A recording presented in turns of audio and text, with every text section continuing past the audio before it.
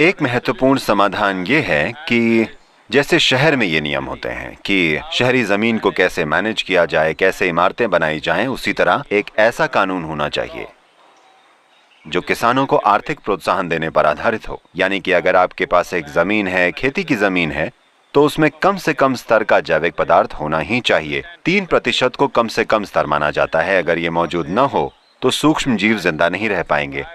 अगर सूक्ष्म जीव जिंदा नहीं रहते तो इस धरती पर जीवन भी जिंदा नहीं रह पाएगा।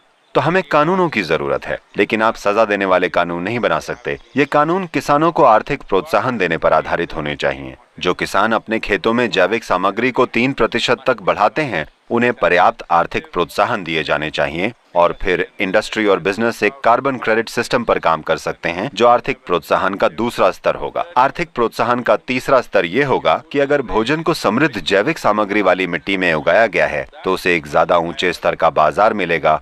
That will create better nutrients for the people and better health and उससे लोगों को बेहतर पोषण मिलेगा, बेहतर सेहत मिलेगी और वे बीमारियों से दूर रहेंगे। और देश को अन्य दूसरे भी लाभ होंगे, क्योंकि लोग सेहतमंद और खुश होंगे जो ज्यादा क्रिएटिव और प्रोडक्टिव होंगे। तो आर्थिक प्रोत्साहन के इन 3 स्तरों को हमें COP15 में सामने लाना होगा और ये पक्का करना होगा कि ये केवल कोट डिवोर का हिस्सा न बने, बल्कि पूरी दुनिया का हिस्सा बने, ताकि किसानों को ये 3 फायदे मिलें। और एक बड़ी समस्या ये भी है कि आज बहुत सारे लोग खेती में नहीं जा रहे हैं, क्योंकि इसमें ज्यादा कमाई नहीं रही।